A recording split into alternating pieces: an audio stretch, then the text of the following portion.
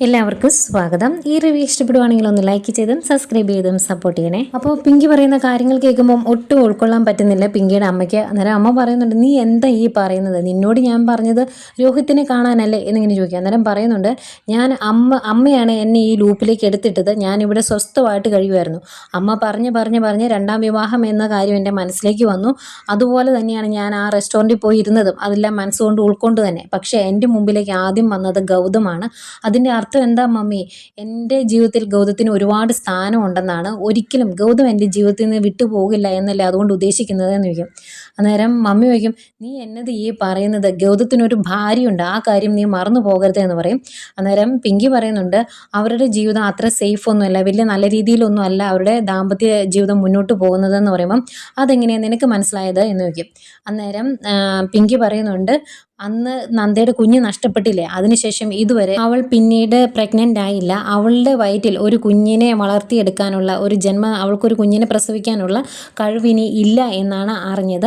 ആ മാർഗത്തിലൂടെ എനിക്ക് അവിടെ കയറിക്കൂടാം എന്ന് പറയും. അന്നേരം അമ്മ ചോദിക്കും, നീ എന്നത് ഉദ്ദേശിക്കുന്നത്? എനിക്ക് മനസ്സിലായില്ല എന്ന് പറയും. അന്നേരം പറയുന്നുണ്ട്, സറോഗസി, അതായത് നന്ദയുടെയും ഗൗതത്തിൻ്റെയും കുഞ്ഞിനെ എൻ്റെ വയറ്റിൽ വളർത്തിയെടുക്കാം, ഞാൻ അങ്ങനെ ഒരു അമ്മയാകാം, അന്നേരം എനിക്ക് അവിടെ കയറിക്കൂടാലോ എന്ന് ചോദിക്കും. അന്നേരം അമ്മ ചോദിക്കും, അതുകൊണ്ട് നിനക്ക് എന്താ പ്രയോജനം? കുഞ്ഞുണ്ടായി കഴിയുമ്പോൾ അവരവരുടെ കാര്യം നോക്കി പോകും. ഗൗതത്തിനും നന്ദയ്ക്കും അച്ഛനും അമ്മയാകാം, അല്ലാതെ നിനക്ക് എന്താ അതുകൊണ്ട് പ്രയോജനം? എനിക്ക് മനസ്സിലാകുന്നില്ല എന്ന് പറയുമ്പോൾ, ഉണ്ടമ്മേ, ഗൗതത്തിൻ്റെ കുഞ്ഞിനെ ഞാൻ വയറ്റി ചുമക്കുമ്പോൾ ആ ഒരു സ്നേഹവും പരിഗണനയും എല്ലാം എനിക്ക് 10 മാസം കിട്ടും. അതിലൂടെ ഞാൻ ഗൗതത്തിൻ്റെ മനസ്സിലേക്ക് കയറി കൂടിക്കോളാം. അങ്ങനെ ഗൗതം നന്ദയെ ഡിവോഴ്സ് ചെയ്ത് കഴിഞ്ഞാൽ പിന്നെ എനിക്ക് എളുപ്പമായില്ലേ എന്നൊക്കെ ചോദിക്കും. അമ്മ പറയുന്നുണ്ട്, എനിക്കിതൊന്നും മനസ്സിലാവുന്നില്ല. നീ ദൈവത്തെ ഓർത്ത് ആ രോഹിത്തിനെ വിവാഹം കഴിച്ച് അവൻ്റെ കൂടെ ജീവിക്കുന്ന കാര്യത്തെപ്പറ്റി ചിന്തിക്കുക എന്ന് പറയാം. അന്നേരം പിങ്കി പറയുന്നുണ്ട്, നടക്കില്ല മമ്മി, ഞാൻ ഏറ്റവും കൂടുതൽ എൻ്റെ ജീവിതത്തിൽ സ്നേഹിച്ചത് ഗൗതത്തെയാണ്. ആ ഗൗതത്തെ എനിക്കിനി എൻ്റെ ജീവിതത്തിലേക്ക് തിരിച്ചു കിട്ടുവാണെങ്കിൽ അത്രയും സന്തോഷം എനിക്ക് പിന്നെ വേറെ എന്തെങ്കിലും ഉണ്ടോ? അതുകൊണ്ട് തന്നെ അങ്ങനെ ഒരു അവസരം കിട്ടിയപ്പോൾ ഞാൻ അത് മാക്സിമം പ്രയോജനപ്പെടുത്തുക തന്നെ ചെയ്യുമെന്ന് പറയും. പക്ഷേ മമ്മിക്ക് ഒട്ടും അതങ്ങ് ഉൾക്കൊള്ളാൻ പറ്റുന്നില്ല. പിന്നെയും പിങ്കേനെ അങ്ങ് ഉപദേശിക്കുക. അന്നേരം പറയും, മമ്മി ഒന്ന് സമാധാനത്തോടെ ഇരിക്കേ, എൻ്റെ ജീവിതത്തിൽ ഇനി ഒരു രോഗത്തും ഇല്ല, ഞാനൊന്ന് കയറി ചെന്ന് നോക്കട്ടെ ഇന്ത്യവരത്തിലേക്ക്, ഗൗതത്തിൻ്റെ ജീവിതത്തിൽ എന്തെങ്കിലും ഒരു ഇടം പിടിക്കാൻ പറ്റുമോ എന്ന് നോക്കാം, അങ്ങനെയൊന്നും പറ്റുന്നില്ലെങ്കിൽ ഞാൻ ഇങ്ങോട്ട് തന്നെ തിരിച്ചു വന്നോളാം എന്ന് പറയും. അന്നേരം മമ്മി പറയും, എങ്ങനെ അങ്ങോട്ട് കയറി ചെല്ലും? ഒരു കുടുംബം മൊത്തം നിന്നെ ശത്രുവായിട്ട് പരിഗണിച്ചേക്കുമല്ലേ, മനസ്സിൽ അങ്ങനെയല്ലേ കണ്ടേക്കുന്നത്, പിന്നെ എങ്ങനെ പറ്റും എന്ന് ചോദിക്കും. അന്നേരം പിങ്കി പറയുന്നുണ്ട്, എനിക്ക് അവിടെ കയറിക്കൂടാൻ ഒരാളുടെ സഹായം ആവശ്യമാണ്. ആ ആൾ വിചാരിച്ചിട്ടുണ്ടെങ്കിൽ എനിക്ക് അവിടെ കയറി പറ്റാൻ സാധിക്കും എന്നിങ്ങനെ പിങ്കി പറഞ്ഞു നിൽക്കുക കേട്ടോ. പിന്നെ കാണിക്കുന്നത് ഇന്ത്യവരമാണ്. ഇന്ത്യവരത്തിൽ ആകെപ്പാടെ ടെൻഷനിലാണ് വല്യമ്മ. അപ്പോൾ വല്യമ്മയെ കാര്യങ്ങളൊക്കെ പറഞ്ഞ് മനസ്സിലാക്കുന്നുണ്ട് ലക്ഷ്മി. ഇപ്പം ഇങ്ങനെ ഒരു പ്രശ്നം ഉള്ളത് കൊണ്ടാണ്, ഏതായാലും ഇങ്ങനെയൊക്കെ സംഭവിച്ചുകൊണ്ട് നമുക്ക് വേറൊരു മാർഗ്ഗം നോക്കണം എന്നൊക്കെ ഇങ്ങനെ പറയുമ്പോഴത്തേക്കും, എന്ത് മാർഗ്ഗം നോക്കാമെന്ന്, നന്ദയ്ക്ക് ഇനി ഒരു കുഞ്ഞിനെ വയറ്റി ചുമക്കാൻ കഴിയില്ല എന്ന് അറിഞ്ഞപ്പോഴേ എൻ്റെ ഉള്ള സമാധാനം അങ്ങ് പോയി, ഇനിയിപ്പോൾ ഇങ്ങനെ എൻ്റെ ജീവിതം തീരുമെന്നാണ് തോന്നുന്നത് എന്നൊക്കെ ഇങ്ങനെ പറയുവാണ് വല്യമ്മ. അന്നേരം നമ്മുടെ മോഹിനി പറയുന്നുണ്ട്, വിവാഹം കഴിഞ്ഞ സമയത്ത് തന്നെ ഒരു കുഞ്ഞിനെ നോക്കുമായിരുന്നെങ്കിൽ ഇപ്പം 4-5 വയസ്സുള്ള ഒരു കുഞ്ഞ് ഇതിലൂടെ ഓടിക്കളിച്ച് നടന്നേനെ. അതിന് പകരം ജീവിതം പ്ലാൻ ചെയ്യാൻ പോയാൽ ഇങ്ങനെ ഇരിക്കുമെന്ന് പറയും. അന്നേരം ലക്ഷ്മി പറയുന്നുണ്ട്, അങ്ങനെ പറഞ്ഞിട്ട് കാര്യമുണ്ടോ? അവർക്ക് അവരുടേതായ കാര്യങ്ങളുണ്ടായിരുന്നു, അതുകൊണ്ടല്ലേ ഒരു കുഞ്ഞ് എന്നുള്ള കാര്യം മാറ്റിവെച്ചത്. അതുകൊണ്ട് ഇനിയിപ്പോൾ അവർ കുറ്റപ്പെടുത്തിയിട്ട് കാര്യമുണ്ടോ എന്ന് ചോദിക്കും. അന്നേരം മോഹിനി പറയുന്നുണ്ട്, കുറ്റപ്പെടുത്താതെ ഇങ്ങനെയൊക്കെയാണോ ഓരോരുത്തർ ചെയ്യുന്നത്? പണ്ടൊക്കെ ഇങ്ങനെയായിരുന്നു, കുഞ്ഞുങ്ങളുണ്ടാകുമ്പോൾ ഉണ്ടാകും, അത് അമ്മയുടെ അച്ഛൻ്റെ കൂടെ അങ്ങ് വളർന്നോളും, അല്ലാതെ ഒരുപാട് പ്ലാൻ ചെയ്യാൻ പോയി ഇങ്ങനെ ഇരിക്കും എന്ന് പറയുമ്പോൾ വല്യമ്മ പറയും, അത് തന്നെ ഈ ഒത്തിരി ബുദ്ധിയുള്ള പൊന്മാൻ പൊട്ടക്കിണറ്റിലെ മുട്ടയിടുള്ളൂ എന്ന് പറഞ്ഞ അവസ്ഥയല്ലേ. അതുപോലെ ഒരു കൂടുണ്ടാക്കാൻ പോലും അറിയാത്ത കുയിൽ കാക്കയുടെ കൂട്ടിക്കൊണ്ട് മുട്ടയിട്ടിട്ടാണേലും കുഞ്ഞിനെ വളർത്തിയെടുക്കുന്നുണ്ട് എന്നും പറയും. എന്നിട്ട് പറയുന്നുണ്ട്, ഇനിയിപ്പോൾ എന്താ നടക്കുന്നതെന്ന് എനിക്കറിയത്തില്ല. സരോഗസിയുടെ കാര്യമൊക്കെ പറയുമ്പോൾ വല്യമ്മ പറയുന്നുണ്ട്, ഇനിയിപ്പോൾ അങ്ങനെ ഒരു ഗർഭപാത്രം ആരെങ്കിലും തരുമോ? ഏതെങ്കിലും പെണ്ണ് അതിന് തയ്യാറാകുമോ? ഇനിയിപ്പോൾ അങ്ങനെ തയ്യാറാകണമെങ്കിൽ തന്നെ ഏതെങ്കിലും ഒരു പെണ്ണ് രണ്ടും കൽപ്പിച്ച് കയറി വരണം എന്ന് പറയുക. അന്തേയും കറക്റ്റ് കയറി വരുന്ന ആരാ? നമ്മുടെ പിങ്കിയും സുമംഗലയും കൂടെ. ഏതായാലും പിങ്കിയെ കാണുന്നത് ദേഷ്യം വരുന്നുണ്ട് വല്യമ്മയ്ക്ക്. അന്നേരം വല്യമ്മ എഴുന്നേറ്റ് ചോദിക്കുന്നുണ്ട്, നിന്നോട് ആരാ ഇങ്ങോട്ട് കയറി വരാൻ പറഞ്ഞത്? നിന്നെ ഇവിടുന്ന് ഇറക്കി വിട്ടതല്ലേ ഞാൻ, പിന്നെ ആരോട് ചോദിച്ചിട്ട്, ആരുടെ അനുവാദം മേടിച്ചിട്ടാണ് നീ ഇങ്ങോട്ട് വന്നതെന്നൊക്കെ ചോദിക്കുമ്പോൾ, ആരുടെ അനുവാദമാണ് വേണ്ടത്? എനിക്ക് ആരുടെ അനുവാദം വേണ്ട, ഇതെൻ്റെ ഭർത്താവിൻ്റെ വീടാണ്. എൻ്റെ അർജുൻ്റെ ശ്വാസം നിലനിൽക്കുന്ന ഈ വീട്ടിൽ കഴിയാനുള്ള എല്ലാ അവകാശവും എനിക്കുണ്ട്. ഞാൻ അർജുൻ്റെ വിധവയാണ്, അതുകൊണ്ട് ഞാൻ ഇവിടെ തന്നെ കഴിയും എന്നിങ്ങനെ പറയുമ്പോൾ വല്യമ്മ ചോദിക്കും, അത് ഞാൻ അനുവദിച്ചില്ലെങ്കിലോ എന്ന്. അന്നേരം പിങ്കി പിങ്കി പറയുന്നുണ്ട് എനിക്ക് ആരുടെ അനുവാദമൊന്നും വേണ്ട, ഇനി ആർക്കെങ്കിലും ബുദ്ധിമുട്ടുണ്ടെങ്കിൽ ഞാൻ പോലീസിനെ വിളിച്ചോളാം, അവിടെയും പറ്റിയില്ലെങ്കിൽ കോടതിയിൽ പോകും, എന്നിട്ടും നടന്നില്ല ഒരു രക്ഷയില്ലെങ്കിൽ എൻ്റെ തല വഴി മണ്ണെണ്ണ ഒഴിച്ച് നിങ്ങളുടെ എല്ലാം മുമ്പിൽ കിടന്ന് ഞാൻ ഇവിടെ തന്നെ കത്തിത്തീരും, ഏതായാലും ജീവനോടെ ഞാൻ ഈ പടി വിട്ട് പുറത്തേക്ക് പോകില്ല എന്ന് പറയും. അന്നേരം വല്യമ്മ പറയും എന്നാ ഒന്ന് കാണാം എന്ന് പറയുമ്പം പിങ്കി പറയുന്നുണ്ട് 2 വർഷം മുമ്പ് എന്നെ ഇവിടുന്ന് ഇറക്കി വിട്ടപ്പോൾ ഞാനങ്ങ് പോയത് എൻ്റെ മനസ്സ് അത്രത്തോളം നീറി, ഞാൻ മനസ്സ് തെറ്റി നിൽക്കുന്ന അവസ്ഥയായതുകൊണ്ടാണ്. പക്ഷെ ഇപ്പം അങ്ങനെയല്ല, ഒരുപാട് അനുഭവങ്ങളിലൂടെ എൻ്റെ മനസ്സ് നീറി നീറി നീറി അതൊരു കാരിരുമ്പിൻ്റെ കരുത്തുള്ള മനസ്സായി. അതുകൊണ്ട് ഇനി ആരും എൻ്റെ അടുത്തേക്ക് അനാവശ്യമായ കാര്യം പറഞ്ഞുകൊണ്ടൊന്നും വരണ്ട, ഞാൻ ഇവിടെ തന്നെ കാണുമെന്ന് പറയും. അന്തേക്ക് സുമംഗല പറയും മോൾ ഇനി ആവശ്യമില്ലാത്തൊന്നും പറയണ്ട, മോൾ അകത്തേക്ക് കയറി ചെല്ലേ എന്ന് പറയും. അതുപോലെ പിങ്കി അകത്തോട്ട് പോകും. അന്നേരം വെല്ലുമ്മ ചോദിക്കുന്നുണ്ട് നീയാണോ അവളെ ഇങ്ങോട്ട് കൂട്ടിക്കൊണ്ട് വന്നതെന്ന്.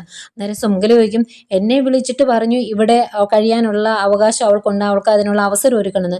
ഞാൻ നോക്കിയപ്പോൾ അതിനകത്ത് തെറ്റുണ്ടെന്ന് എനിക്ക് തോന്നിയില്ല. എൻ്റെ മകൻ്റെ വിധവയാണ് അവൾ, അവൾക്ക് ഇവിടെ കഴിയാനുള്ള എല്ലാ അവകാശവും ഉണ്ട്, അത് പറ്റില്ല എന്ന് പറയാൻ നമുക്ക് പറ്റത്തില്ലല്ലോ, അതുകൊണ്ട് അവൾ ഇവിടെ തന്നെ കഴിയുമെന്ന് പറഞ്ഞിട്ട് സുമംഗലയെ അകത്തോട്ട് പോകുന്നു. വല്യമ്മ അന്നേരം പറയുവാണ് അവളുടെ മനസ്സിൽ എന്തൊക്കെയോ കരുതി കൂട്ടിയാണ് അവൾ ഇങ്ങോട്ട് കയറി വന്നത്, ഒരു നാശത്തിനാണോ ആ ദുർബോധം ഇങ്ങോട്ട് കയറി വന്നതെന്ന് അറിയത്തില്ല എന്ന് പറഞ്ഞു നിൽക്കുന്ന വല്യമ്മയും ആകെ വിഷമത്തോടെയൊക്കെ നിൽക്കുവാണ് എല്ലാവരും. ഇനിയിപ്പോൾ എന്താ നടക്കുന്നതെന്ന് അറിയില്ലല്ലോ. അങ്ങനെ പിങ്കി വീട്ടിലേക്ക് തിരിച്ചു വന്നതറിയുന്ന ഗൗതം നന്ദയോട് ചോദിക്കുന്നുണ്ട് പിങ്കി വന്നു എന്നറിയുമ്പോൾ നീ ഇവിടെ കിടന്ന് ബഹളം വെക്കുമെന്നാണ് ഞാൻ കരുതിയത്, നിനക്ക് അതിനകത്തൊന്നും പറയാനില്ലേ എന്ന് ചോദിക്കും. അന്നേരം നന്ദ ചോദിക്കുന്നുണ്ട് ഞാൻ എന്ത് പറയാനാ, അവൾക്ക് വേറെ പോകാൻ ഒരു ഇടയില്ലാത്തതുകൊണ്ടായിരിക്കും വന്നത് എന്ന് പറയുമ്പം നീ എന്താ ഈ പറയുന്നത്, പ്രഭുരാമൻ അങ്കിളിൻ്റെ ഒരേ ഒരു മോള, അവൾക്ക് പോകാൻ ഇല്ലെന്നോ, അതൊന്നും അല്ല കാര്യം, അവൾ മനസ്സിൽ വേറെ എന്തെങ്കിലും കരുതിക്കൂട്ടിയായിരിക്കും ഇങ്ങോട്ട് കയറി വന്നത്, എനിക്കൊരിക്കലും അവളോട് ക്ഷമിക്കാൻ കഴിയുകയില്ല, നമ്മളുടെ കുഞ്ഞിനെ പ്രാഗി കൊന്നത് അവളാണ്, എനിക്കത് എൻ്റെ മനസ്സിൽ നിന്ന് പോകില്ല എന്ന് പറയും. അന്നേരം നന്ദ പറയുന്നുണ്ട് ഞാൻ അങ്ങനെയൊന്നും വിശ്വസിക്കുന്നില്ല, ഇതെൻ്റെ വിധിയായിട്ട് തന്നെയാണ് ഞാൻ കൂട്ടുന്നത് എന്ന് പറയും. അന്നേരം ഇവരിങ്ങനെ സംസാരിക്കുന്നത് പിങ്കി അവിടെ നിന്ന് കേൾക്കുന്നുണ്ട് കേട്ടോ. ഇത് കേട്ട് കഴിഞ്ഞ് പിങ്കി മനസ്സിലോർക്കും ഈശ്വര ഗൗതത്തിന് ഇപ്പോഴും എന്നോട് ആ പഴയ ദേഷ്യവും വൈരാഗ്യവും ഒക്കെ ഉണ്ടോ, എങ്ങനെയെങ്കിലും അതൊന്ന് മാറ്റണമല്ലോ എന്നിങ്ങനെ മനസ്സിലോർക്കും. അത് കഴിഞ്ഞ് നേരെ ഗൗതം എന്ന് വിളിച്ചുകൊണ്ട് അകത്തോട്ട് കയറി വരിക. എന്നിട്ട് പറയുന്നുണ്ട് ഗൗതം സംസാരിച്ചതൊക്കെ ഞാൻ കേട്ടു, ഇപ്പോഴും എന്നോട് ആ ദേഷ്യമൊക്കെ മനസ്സിലിട്ടുകൊണ്ട് നടക്കുവാണോ എന്ന് ചോദിക്കും. അന്നേരം ഗൗതം പറയുന്നുണ്ട് നീയല്ലേ ഞങ്ങളുടെ കുഞ്ഞിനെ പ്രാഗിക്കൊന്നത്, അത് ഞാൻ മറക്കില്ല എന്ന് പറയുമ്പോൾ ഗൗതം എന്താ ഈ പറയുന്നത്, അന്നേരത്തെ ദേഷ്യത്തിന് ഞാനൊരു 4 വാക്ക് പറഞ്ഞതാണോ നിങ്ങളുടെ കുഞ്ഞ് പോകാൻ കാരണം, അങ്ങനെയാണെങ്കിൽ ഞാൻ തിരിച്ചു പറഞ്ഞിട്ടുണ്ടെങ്കിൽ അത് നടക്കുമോ, ശരിക്കും ഞാനല്ലേ നിങ്ങളോട് വൈരാഗ്യം കൊണ്ട് നടക്കേണ്ടത്, എൻ്റെ ഭർത്താവ് ഇല്ലാതായത് എങ്ങനെയാണെന്ന് അറിയാലോ, ഈ നന്ദയെ രക്ഷിക്കാൻ വേണ്ടി പോയതുകൊണ്ടാണ് അർജുൻ എനിക്ക് നഷ്ടപ്പെട്ടത്, അല്ലെങ്കിൽ ഇപ്പോഴും അർജുൻ്റെ കൂടെ ഞാൻ സുമംഗലിയായിട്ട് ഇവിടെ കഴിഞ്ഞേനെ, അങ്ങനെ ആയിരുന്നു എങ്കിൽ ഗൗതത്തിന് നഷ്ടപ്പെടുന്നത് ഗൗതത്തിൻ്റെ കുഞ്ഞിനെ അല്ലായിരുന്നു, ഈ ഇരിക്കുന്ന നന്ദയെ തന്നെ നഷ്ടപ്പെട്ടേനെ. അത് വെച്ച് നോക്കുമ്പം ഞാൻ എന്താ നിങ്ങളോട് പറഞ്ഞിട്ടുള്ളത്, അതൊക്കെ വലിയ കാര്യമാക്കണോ, അതൊക്കെ ഞാൻ മറന്നു, എൻ്റെ മനസ്സിൽ ഇപ്പോൾ ഒന്നുമില്ല, ഞാൻ വേറെ ഒന്നും മനസ്സിൽ കരുതിക്കൊണ്ടുമല്ല ഇങ്ങോട്ട് വന്നത് എന്നൊക്കെ പറയും. അന്തേക്കും പെട്ടെന്ന് അങ്ങ് മനസ്സ് മാറും ആട്ടോ ഗൗതത്തിൻ്റെ, നീ എന്നതാ ഉദ്ദേശിക്കുന്നത് ചോദിക്കുമ്പം വേറെ ഒന്നുമില്ല, ഞാൻ ഇപ്പം എൻ്റെ മനസ്സിലുള്ളത് നിങ്ങളുടെ കുഞ്ഞിനെക്കുറിച്ച് തന്നെയാണ്, നിങ്ങൾക്കൊരു കുഞ്ഞുണ്ടാകണമെന്ന് ഈ ലോകത്തെ ഏറ്റവും കൂടുതൽ ആഗ്രഹിക്കുന്നത് ഞാൻ തന്നെയാണ് എന്നൊക്കെ പറയും.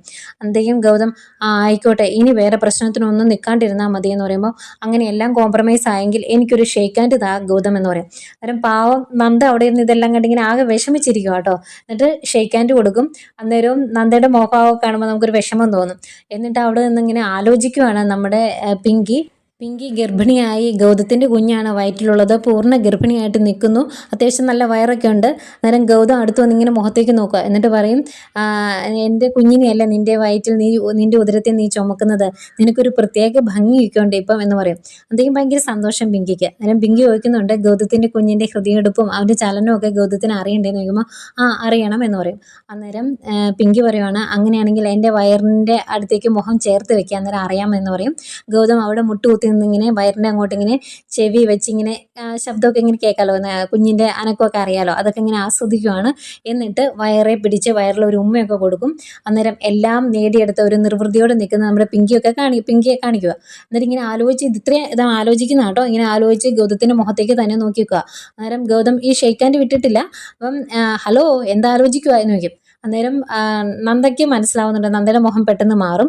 അന്നേരം പിങ്കി പറയാം ഒന്നുമില്ല, ഞാനിങ്ങനെ ആലോചിക്കുമായിരുന്നു ഗൗതത്തിൻ്റെ കുഞ്ഞിനെ കുറിച്ച് എന്നിങ്ങനെ പറഞ്ഞിട്ട് ആ കൈ അങ്ങ് വിടും. അന്നേരത്തേക്കും നന്ദയ്ക്ക് ഭയങ്കര സങ്കടമാകുന്നുണ്ട് കേട്ടോ നന്ദയുടെ മുഖം കാണുമ്പം.